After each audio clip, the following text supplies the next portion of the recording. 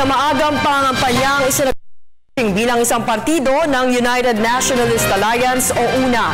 Ayon sa Commission on Elections, ito ay dahil hindi pa naman nagsisimula ang campaign period kaugnay ng eleksyon 2016. Narito ang report.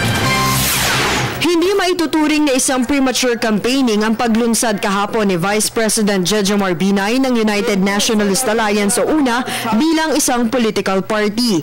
Paliwanag ni Commission on Elections Commissioner Louie Guia, maituturing lamang isang pangangampanya kung ginawa ito sa panahon ng campaign period ng isang taong naghain ng Certificate of Candidacy o COC.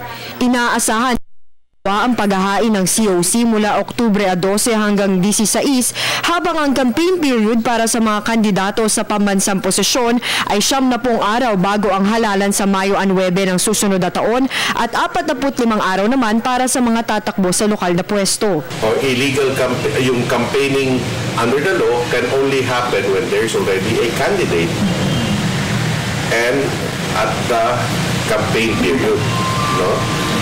Pag wala pang kandidato, wala pang campaigning per se, no matter how you extol your own qualities and how you announce your plan. Campaigning by definition of law. Gayun din, hindi rin daw maituturing ang pangyayari bilang isang political convention kung saan nagtitipon ang mga miyembro ng isang partido politikal para piliin kung sino sa kanila ang mga kakandidato. Gayunpaman, bukas ang COMELEC sa pagtanggap ng mga reklamo. Ngunit sinabi ni Guia na sa pagkakataong ito, hindi makukonsiderang isang premature campaigning ang paglunsad sa UNA. Titingnan lang namin kung what it constitutes. No? Sa totoo lang, wala nga akong makita ko at this point in time. Any association can meet, they can celebrate, they can announce publicly. Para sa Telebisyon ng Bayan, Ria Fernandez.